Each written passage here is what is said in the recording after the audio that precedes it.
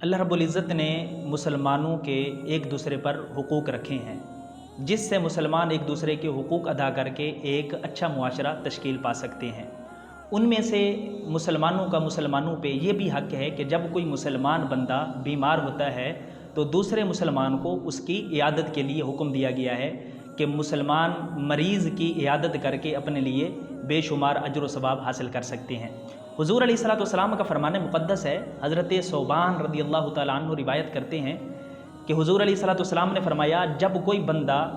کسی مریض کی عیادت کے لیے جاتا ہے تو فرمایا واپس آنے تک وہ جنت کے باغوں میں رہتا ہے۔ مریض کی عیادت کا اتنا ثواب ہے کہ اللہ رب العزت نے اس بندے کو جنت کے باغوں میں منتقل کر دیا کہ جب کوئی بندہ کسی بھائی کی عیادت کے لیے تشریف لے کے جاتا ہے۔ ایک اور فرمان میں ہے، حضور علیہ الصلوۃ والسلام کا فرمان، حضرت سیدنا ابو ہریرہ رضی اللہ تعالیٰ عنہ روایت کرتے ہیں کہ رسول اللہ صلی اللہ علیہ وآلہ وسلم نے فرمایا جب کوئی بندہ اپنے مسلمان بھائی بیمار کی عیادت کے لیے جاتا ہے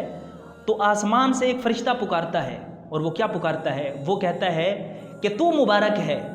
تیرا عمل مبارک ہے، اور تیرا یہ سفر کرنا اس بندے کی طرف، اس مریض کی طرف، یہ بھی مبارک ہے، اور تو نے اس عمل کی وجہ سے جنت میں اپنا گھر بنا لیا ہے۔ تو اللہ رب العزت اس بندے کو مبارک بنا دیتا ہے جو بندہ اپنے کسی مسلمان بھائی کی عیادت کے لیے چلا جاتا ہے، اس کی عیادت کا اس کے لیے پوچھنے کے لیے چلا جاتا ہے، بیمار پرسی کے لیے کرنے کے لیے چلا جاتا ہے۔ اس لیے تو حضور علیہ الصلوۃ والسلام نے فرمایا کہ جب تم کسی مریض کے پاس جاؤ